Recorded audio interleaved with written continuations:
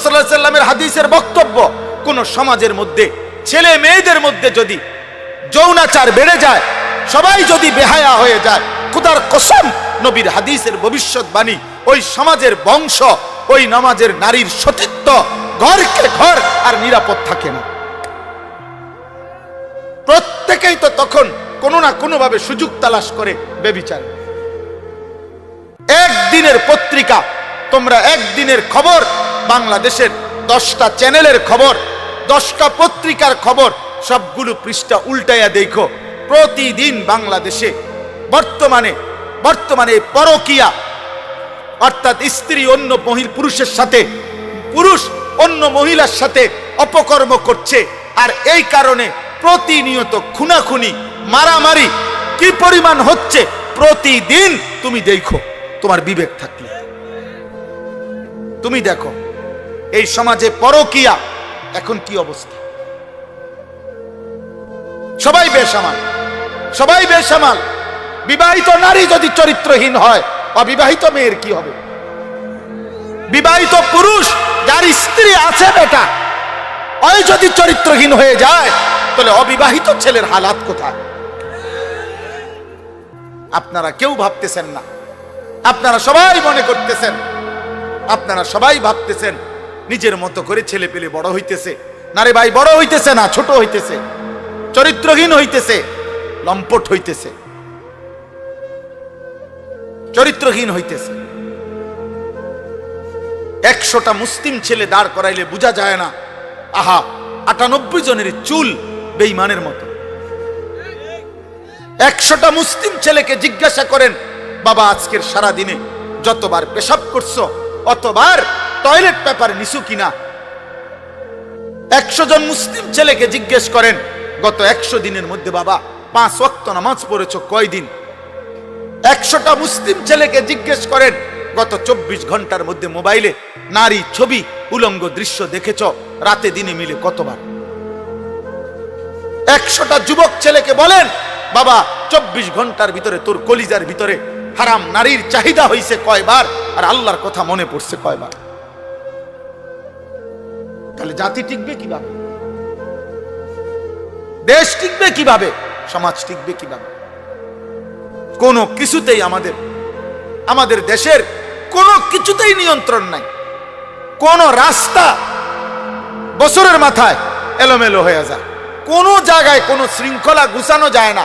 সোজা করলেই মনে হয় যেন সিরিয়াল লাইন করাইলে, পিছনের জনরে লাইন সিরিয়াল করিলে সামনের জন বেকা হয়ে যায়। কেন এমন কেন বাপ? আমরা সবাই নিজের মতো করে বেড়ে উঠতেছি। গুনাহ আমাদের প্রিয় হয়ে গেছে, গুনাহ আমাদের জীবনের সঙ্গী হয়ে গেছে। নারী, ছবি, নাটক, সিনেমা, টেলিভিশন, নর্তকী। আজকে আমরা বেশিরভাগ মানুষ, এই আমার কথা আমি শেষ করতে চাচ্ছি, আজকে আমাদের বেশিরভাগ মানুষ আমরা আমাদের জীবনটাকে 2টা ভাগ করে নিছি।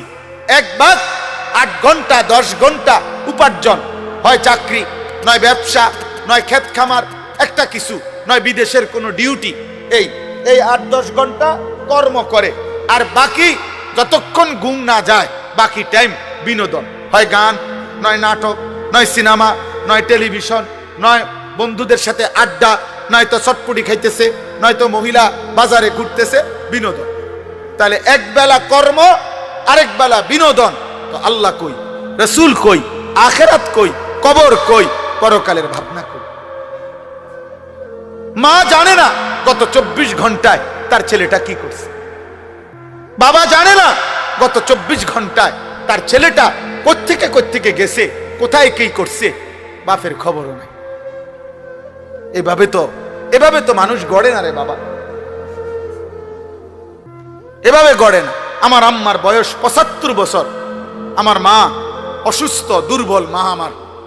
আলহামদুলিল্লাহ, আমার সেই মা আজও এই 75 বছর বয়সেও যখনই মার সাথে কথা বলি, মা জিজ্ঞেস করে, ফুত নামাজ পড়ছো না?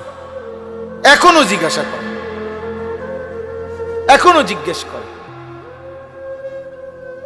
আমার পড়ালেখার পুরা জীবন আমার মনে আছে, আমার বাবা, আমার মা, আমার বড় ভাই আমার দিকে পুরাপুরি নজর রাখছে। আমি একবারের চুল 3 বার কাটাইছে, শুধু সামান্য 19-20 হয়েছে। আমার জীবনে কোনোদিন একটা এমব্রয়ডারি পাঞ্জাবি পরতে দেয় নাই, আমার জীবনে কোনোদিন একটা রঙিন টুপি আমি জীবনে কোনোদিন পরি নাই। তাইলে বাপ জীবনে কেউ ধরে রাখতে হয়, মানুষ বানাইতে হইলে, আর শুধু উপার্জন করবে, টাকা রোজগার করবে, এটার জন্য কেউ ধরে রাখতে হয় না। তার পেরেশানি, কারণ তার টাকা দরকার, যখন সে একটা না একটা কর্ম করে, হালাল হারাম বুঝি না, তার দরকার হলো টাকা। টাকা রোজগার করার জন্য মানুষ, তখন আর এটা সহজ, এটার জন্য এত টেনশন করতে হয় না। আমনে মরে গেলে আমনের ফুতে টাকা রোজগার করবেনি না, অভাব তাকে উপার্জন করাইতে বাধ্য করবে, প্রয়োজন তাকে উপার্জন করাইতে বাধ্য করবে, সে কর্ম করবেই, কারণ তার তো টাকা দরকার। এটা তো সহজ বিষয়, এটার জন্য এত কিছু লাগে না। কিন্তু মানুষ বানাইতে হইলে, চরিত্রবান বানাইতে হইলে, উত্তম আখলাকওয়ালা বানাইতে হইলে, আখিরাতের মুক্তির জন্য বানাইতে হইলে ধরে রাখতে হয়, টেনে ধরতে হয়, দিন শিখাইতে হয়, আখিরাত শিখাইতে হয়, জোর করে নামাজ পড়াইতে হয়। এই জন্য আমরা কিতাবের মধ্যে পড়ছি যে মনের চাহিদা, মানুষের মনের চাহিদা ওই বাচ্চার মতো, যেই বাচ্চা মায়ের বুকে দুধ পান করে। কথাটা খেয়াল করেন, অর্থাৎ বাচ্চা যেটা দুধ পান করে মায়ের, 2 বছর পূর্ণ হইলে মহিলারা যেই কোনো বাচ্চাকে জোর করে দুধ ছাড়ায়, অর্থাৎ এটার জন্য বাচ্চা অনেক কাঁদে, চিৎকার করে, কান্নাকাটি করে, কিন্তু 2 বছর পূর্ণ হইলে মহিলারা বুকের দুধ ছাড়ায়, অর্থাৎ বাচ্চারে আর কোনোভাবে দুধ পান করতে দেয় না। এটা যদি 2 দিন, 5 দিন, 15 দিন মহিলা জোর করে যদি চেষ্টা না করে, এই বাচ্চা কিতাবে লিখছে, এই বাচ্চা 12 বছরও যদি হয়ে যায়, মহিলা যদি জোর না করে, তার দুধ না ছাড়ায়, তাইলে সে দুধ ছাড়বে না, সে বুকের দুধ পান করতে চাইবে। এই জন্য নিয়ম হইল, মানুষের মনের চাহিদাকে কেউ যদি জোর করে আল্লাহর দিকে না ফিরায়, গুনাহ থেকে না বাঁচায়, আল্লাহর দিকে না ফিরায়, জোর করে যদি নামাজ না পড়েন, জোর করে যদি গুনাহ থেকে না বাঁচেন, জোর করে যদি নারীর থেকে চেহারা না নামান, খোদার কসম 100 বছর না, বয়স যদি 900 বছর হয়, আর নিজে যদি জোর না করে, তাহলে এই বুড়ো নারী দেখার লোভ তার যাবে না কোনদিন। এই জন্য দেখবেন বহু বুড়া মানুষ আছে, বাঁকা হয়ে গেছে, কিন্তু বুড়া অন চা দোকানে বসে বসে রাক্ষসের মতো নর্তকীর নাচ দেখে। বুড়ার খাচ্ছ ভালো হয়েছে না? কেন? ওই যে সে যে ধরে নাই নিজেকে, গুনার হাতে ছেড়ে দিছে। এই জন্য 60 বছর বয়স, কিন্তু এখনো কথায় কথায় গালি দেয়। 60 বছর বয়স, এখনো কাঁচা মিথ্যা কথা কয়। 60 বছর বয়স, এখনো সুদ খায়, কিস্তি নেয়। 60 বছর বয়স, এখনো টেলিভিশনে নর্তকী দেখে। আপনার আড্ডি নাই, গিরাগাড়ি জোরাজারি শরীরের কিচ্ছু নাই, আপনি কীর্তন বেড়িয়ে দেখেন কেন? কেন দেখবে বলেন? নাউজুবিল্লাহ। হ্যাঁ, এটা বুঝতে হবে। আমরা এটাই বুঝাইতে চাই আমি, অর্থাৎ মানুষের অন্তরের চাহিদা, নফসের চাহিদা গুনাহ করাইতে চায়, জোর করে টেনে ধরতে হয়, জোর করে। যে নারী দেখা তো সহজ, চোখ নামানো কঠিন। মিথ্যা বলা তো সহজ, কিন্তু সর্বদা সত্য বলা কঠিন। শুয়ে থাকা তো সহজ, কিন্তু ফজরের নামাজের জন্য উঠা কঠিন। তাইলে এটা তো কঠিন বাবা, কিন্তু ওই কঠিনটা যে করতে পারে, সফলতা, বিজয়, কামিয়াবি তার কপালেই পদচুম্বন করে। সেই মানুষ, সেই সার্থক। পুরুষ তো পুরুষই, মানুষ তো মানুষই বেটা। মানুষ কেন কাপুরুষ হবে? কাপুরুষ হবে কেন? অতএব আজকে এই রাত গভীরে আমি আপনাদের কাছে অনুরোধ করছি, প্রত্যেকেই দয়া করে, ছেলেরা, বাবারা, তোমার উপরে তুমি রহম করো। হাসি দিয়ে উড়াই দিও না। হাসি তোমার প্রত্যাশা, তোমার সমর্থনের আশায় আমি আসি নাই। আর এই কথা জরুরি মনে রাখো বাবা, আল্লাহর দিন গত 1450 বছর ধরে আছে, আগামীতেও থাকবে, আগামীতেও থাকবে। তোমার মতো আমার মতো ফালতু লোক ছাড়াও ইসলাম টিকবে। যেদিন নবীজি মক্কায় কালেমার দাওয়াত দিছেন, সেদিন আবু জেহেলকেও দাওয়াত দিছেন। আবু লাহাবকেও দাওয়াত দিছেন, আবার আবু বকর ওমরকেও দাওয়াত দিছেন। আল্লাহ বলছে বন্ধু আপনি দাওয়াত দেন সবাইকে, লোক নেব আমি। এজন্য আল্লাহ নিছেন আবু বকরকে, নেন নাই আবু জাহেলকে। আল্লাহ নিছেন ওমরকে, নেন নাই আবু লাহাবকে। তো আবু জাহেল আবু লাহাবের মতো এই নিকৃষ্ট বেঈমান ছাড়াও ইসলাম বিজয় হয়েছে। তাহলে তোমার মতো অপদার্থ চরিত্রহীন নারী ছবি আর এই বেঈমানের মতো চুল যারা রাখছো, তোর মতো কাপুরুষ ছাড়াও ইসলাম টিকবে বেটা। মনে রাখিস, তুই কোনো কামে লাগলি না আর কি, আল্লাহর দ্বীনের কামে লাগলা না আর কি। তুমি আকামলা এই বেডি চাই এই শেষ হইলা, তোমার জীবন চলে গেল এই বাতে মাসে আর পেশাব পায়খানায়। এতটুকুই আর কি। ইসলাম বিজয় হবে, কালেমা বিজয় হবে, ইমানের বিজয় হবে, সারা পৃথিবীময় ইসলামের পতাকা উড়বে, কোনো সন্দেহ নাই। আল্লাহ রসুলের কথা মিথ্যা হয় না। নবীজি বলছে যদি শোনো যে কিয়ামতের আর একদিন বাকি, আল্লাহ নবী বলছে তখনও দাজ্জাল আসবে, তারপরেও মাহদী আসবে এবং দাজ্জালের পতন হবে, আর মাহদীর নেতৃত্বে সারা পৃথিবীময় কালেমার পতাকা উড়বে। অতএব পৃথিবী আমি কিংবা আমার ছেলে কিংবা তার ছেলে, আমাদের যেই কোনো জেনারেশন ইনশাআল্লাহ খোদার কসম নবীর ভবিষ্যৎবাণী, ইসলামের পতাকা সারা পৃথিবীময় আরেকবার উড়বে, ইসলামের খেলাফত প্রতিষ্ঠিত হবে।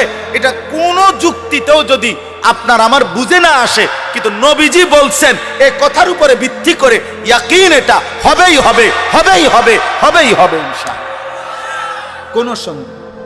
যখন হইতে লাগে তখন মালিকে বুঝায় এমনে হয়, যখন বাগন লাগে তখন বাগবার সময় মানুষে বুঝে এই এমনে বাগছে হেলিকপ্টার দিয়া।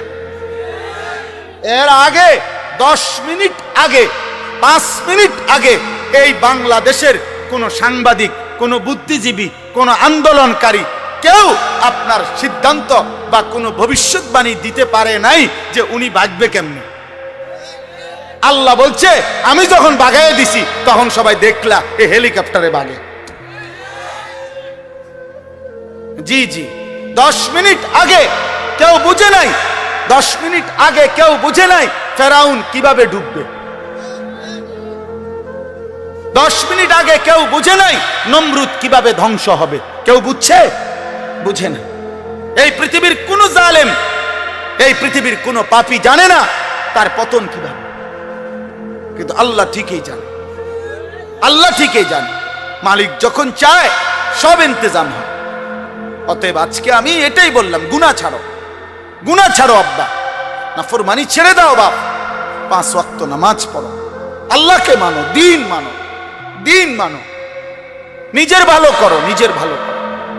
তোমরা অনেক ছেলে এখানে, তোমাদেরকে বললাম বাবা নষ্ট হইও না, চরিত্রহীন হইও না রে বাপ, লম্পট হইও না, পাপী চরিত্রহীন লম্পট।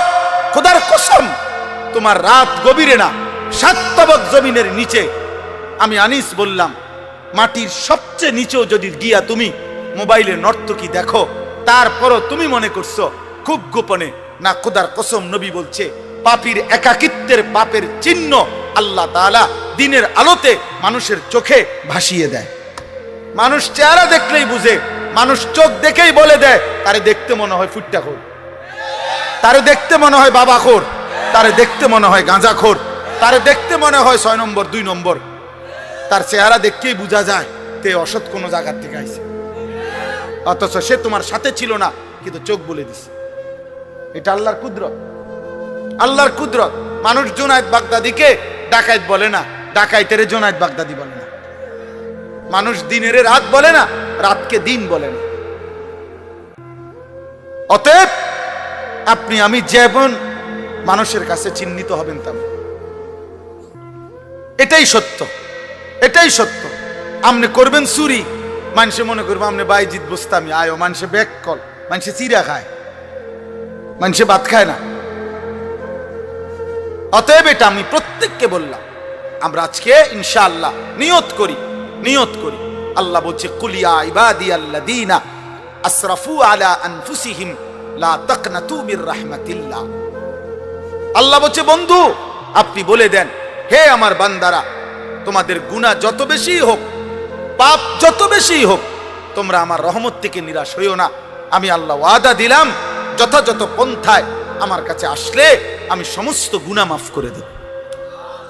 ইন্নাহু হুয়াল গফুরুর রাহিম, আমি আল্লাহ ক্ষমাশীল, আমি দয়ালু। যথাযথ পন্থা কি? আল্লাহ বলেন মাফ নিতে হলে সব গুনাহ আমাকে দুইটা কাজ করতে হবে।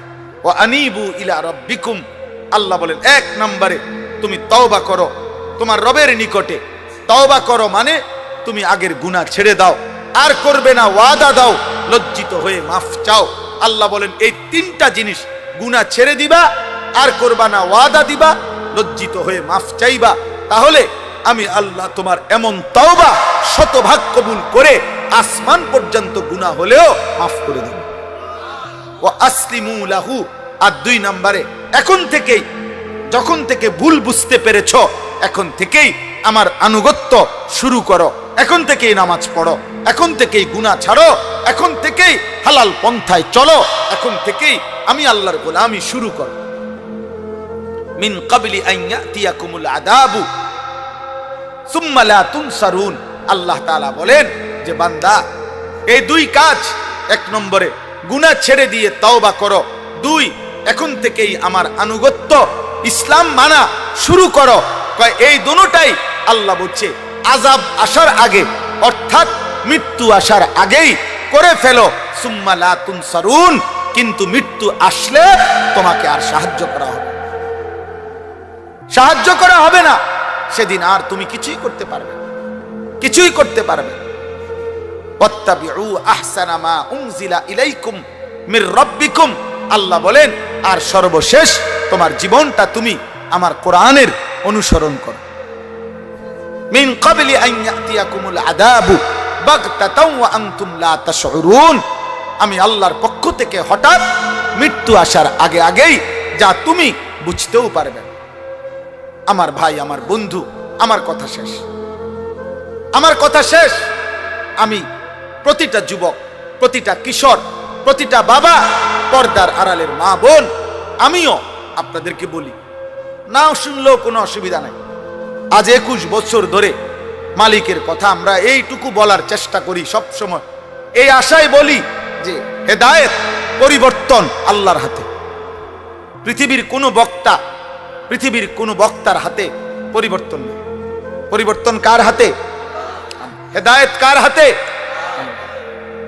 আল্লাহর হাতে। সর্বশ্রেষ্ঠ রাসূলের হাতেও হেদায়েত নাই, হেদায়েত আল্লাহর হাতে। বলে যাওয়া দায়িত্ব, বলে যাওয়া। এই জন্য আমরা বলে যাই, আলহামদুলিল্লাহ আমরা আশাবাদী। প্রতিদিন বাংলাদেশে, এই আমার শেষ 2 মিনিটের কথা, প্রতিদিন বাংলাদেশে এখন দেশের হালাত অনেক ভালো। এটিকে ভালো যে প্রতি মুহূর্তে এখন যুবক, কিশোর, নওজোয়ান, এই নতুন প্রজন্ম ইসলামের দিকে ফিরছে। আলহামদুলিল্লাহ, এটা আমাদের জরিপ। আমরাও দেশের খোঁজ খবর রাখি। আমরা চাঁদের দেশে থাকি না, আমরা মঙ্গল গ্রহে থাকি না, আমরা এই দেশেই থাকি। আলহামদুলিল্লাহ, অসংখ্য অগণিত যুবক আমার জানা মতে, আলহামদুলিল্লাহ, যারা গুনাহ করতে করতে বিরক্ত হয়ে গেছে, এখন আর ভাল লাগে না, এখন আর ভাল লাগে না, নতুন কিছু চাচ্ছে। এই নতুনটাই ইসলাম, নতুনটাই ইসলাম। বাংলাদেশের অগণিত ইউনিভার্সিটিতে বর্তমানে নওজোয়ান ছেলেরা আল্লাহর কথা, রাসূলের কথা, নবীর জীবনের কথা শুনে চোখের পানি ফেলে অঝরে কাঁদতেছে।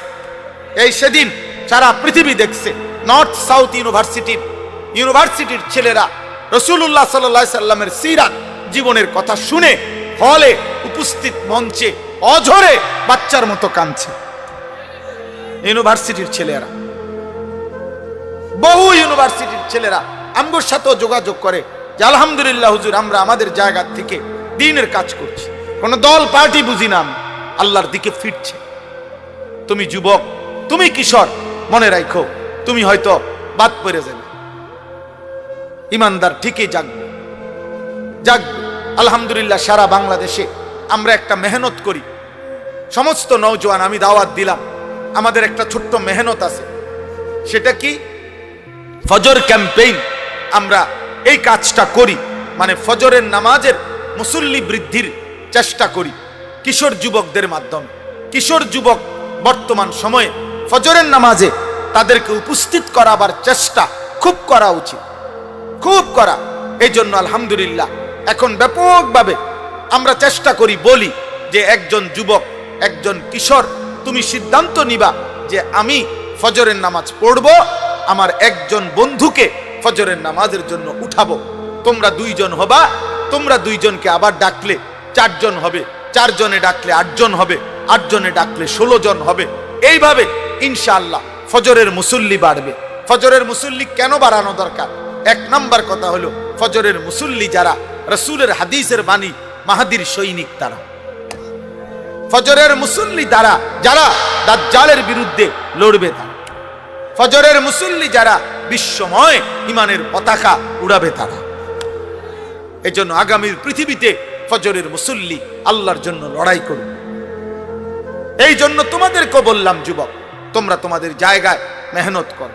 আলহামদুলিল্লাহ বাংলাদেশে আমি গতকালকেও এক মাহফিলে ছিলাম, 40 জন, আমাদের মুরাদনগরের কোনায় এক মাহফিলে 40 জন কিশোর আলহামদুলিল্লাহ নিয়মিত ফজরের নামাজ পড়ে ওদেরকে আমরা পুরস্কৃত করছি। সারা বাংলাদেশে এখন আমাদের এক উপজেলায় 4500 কিশোর যুবক আছে যারা প্রতিদিন ফজরের নামাজ জামাতে পড়ে। 250, 200, 2200, 2100 এরকম ছেলে আছে বিভিন্ন অঞ্চলে যারা ফজর পড়ে। এটা কোনো দল না, পার্টি না, কোনো সংগঠন না, সামনে নির্বাচনে কোনো মার্কা না। আল্লাহর জন্য ফজরের মুসল্লি বৃদ্ধির চেষ্টা করি। আমার ব্যক্তিগত সাধনা, কিশোর নওজোয়ান আল্লাহর দিকে ফিরবে। এই জন্য আমি আমার মাদ্রাসা কুমিল্লা ক্যান্টনমেন্ট ময়নামতি সাহেবের বাজার, ওইখানে 118 শতক জায়গা আলহামদুলিল্লাহ বড় জায়গা কিনছি। আমার একটা আশা, একদিকে বাচ্চাদের মাদ্রাসা হবে, একদিকে সারা বাংলাদেশের যত কিশোর যুবক স্কুল কলেজ ইউনিভার্সিটিতে পড়ে অথবা পড়ে না, অথবা অন্য বয়সী একেবারে দিন মজুর কুলি ঠেলাওয়ালা, বছরের যেই কোনো সময় আমি আলাদা মাদ্রাসা করতে চাচ্ছি, শিক্ষক কর্মচারী রেখে আলাদা, যে যেই কোনো দিন যার যেটুকু সময় হয় এটুকু সময়ের জন্য মাদ্রাসায় আসবে, দিন শিখবে। যেদ্দুর এদ্দুর আমার একটা স্লোগান, যে আসবে যখন দিন শিখবে তখন, যার সময় যতক্ষণ দিন শিখবে ততক্ষণ, কম হোক বেশি হোক। একটা তুমি অজুটাই শিখো, তুমি রুকুটাই শিখো, তুমি আলহামদুলিল্লাহ সূরাটাই ঠিক করো, অল্প হোক, শুক্রবারে আসো, শনিবারে আসো, বন্ধের দিন আসো, কোনো এক বেলা আসো। আলহামদুলিল্লাহ এই পর্যন্ত এই 2025 সালে আমার মাদ্রাসায় আমরা 2টা বন্ধে, প্রথম সাময়িক এবং দ্বিতীয় সাময়িক পরীক্ষার বন্ধে 3 দিন স্কুল কলেজের ছেলে বরাবর একদম রেজিস্ট্রেশন করা 500-র মতো কিশোর ছেলে, যুবক ছেলে, কলেজ ইউনিভার্সিটির স্কুলের আমরা অজু, নামাজ, সূরা, কেরাত, দোয়া, কালাম শিখাইছি। আরো আর হবে ইনশাআল্লাহ রমজানের আগে, এবং এটাকে সারা বছরের রূপ দিতে চাই। আমার এই মাদ্রাসার জায়গার জন্য আপনাদের কাছে আমি দোয়া চাই। আমার এই মাদ্রাসার জায়গায় যদি কেউ পারেন অংশগ্রহণ করবেন। প্রায় 2.5 কোটি টাকার উপরে জায়গার দাম, শুধু মাটির দাম। তো আমার একটা নিয়ত করছি আমরা, যে 4200 টাকা আমাদের এক মুসল্লা পরিমাণ, জায়নামাজ পরিমাণ জমির দাম কোন বয়সী মানুষ ওনারা যদি দেয় আমাদের মাদ্রাসায়, আমরা ওনারে আজীবন আমাদের মাদ্রাসার উন্নয়ন সদস্য বানাবো। আর 30 বছরের নিচে কোনো ছেলে, যুবক, কিশোর ওরা যদি 1000 টাকা দেয় আমাদের মাদ্রাসায়, তাহলে আমরা তাকে যুব সদস্য, আমাদের মাদ্রাসার উন্নয়ন সদস্য বানাবো।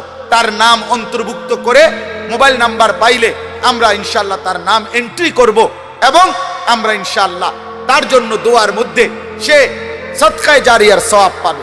আমাদের এই কাগজটা নিয়েন, যারই মন চায় এই কাগজে এই কথাটা লেখা আছে, বিকাশ নাম্বার আছে। আপনাদের কারো সুযোগ হইলে, ভাল লাগলে, পারলে 1000 টাকা দিবেন, অথবা 4200 টাকা দিবেন, অথবা কম বেশি হইতে পারে, হাতে দিলে হাতে দিবেন, অথবা আপনারা মোবাইলে বিকাশে পাঠাবেন। না পারলে দোয়া করবেন, কোনো অসুবিধা নেই। অনেক প্রবাসী আছে, অনেকের বাবা ভাই আছে, যার মন চায় সে পারলে দিয়েন। আল্লাহ তৌফিক দান করেন। আজকের এই মসজিদের মাহফিল আল্লাহ কবুল করে নেন। জীবনটা সবার কাছে অনুরূপ, রাসূলুল্লাহ সাল্লাল্লাহু আলাইহি সাল্লামের একটা একটা সুন্নত। যুবক ভাই, তুমি যেহেতু সুন্দর হতে চাও, তো নবীর মতো সুন্দর হও, সাহাবাদের মতো সুন্দর হও। আমরা এই কিতাবটা বিক্রি করি, তালিমুস সুন্নাহ, আমাদের নবীজির জীবনের সমস্ত সুন্নাত, নবীর 23 বছরের জীবনের ছোট বড় একেবারে বিন্দু বিসর্গ যত সুন্নাত এই কিতাবের মধ্যে আছে। বাংলা ভাষায় প্রায় 600 পৃষ্ঠা ব্যাপী নবীজির সুন্নাতের উপরে পূর্ণাঙ্গ প্রামাণ্য দলিল সহ একটা কিতাব এটা। আমরা এটা ঢাকার একজন বড় বুজুর্গ, গাজীপুরের অধ্যক্ষ মিজানুর রহমান চৌধুরী, বাংলাদেশের একজন বহুত বড় আল্লাহওয়ালা, অনেক আলেমদের সমন্বয়ে উনি এই কিতাবটা লিখছেন। উম্মতের ঘরে ঘরে যেন নবীজির সুন্নতের একটা কিতাব পৌঁছে, যার যখন সময় হয় পড়লে একটা একটা সুন্নত শিখবেন, আমল করবেন। আপনাদের কাছে বললাম, আমাদের সাদা গাড়িতে যাওয়ার সময় 400 টাকা মূল্যে কারো সুযোগ হলে কিনবেন। আল্লাহ তৌফিক দেন, আল্লাহ কবুল করেন। আমার মাদ্রাসায় প্রত্যেক মাসের দ্বিতীয় শনিবার মাসিক ইসলাহি মাহফিল হয়, সেখানে যুবক ভাই, বয়স্ক বাবা, যারই সুযোগ হয় অংশগ্রহণ করার, শরীক হওয়ার চেষ্টা করবেন। আল্লাহ তৌফিক দান করেন। আল্লাহ তাআলা আমাদেরকে প্রতিটা ভালো কাজ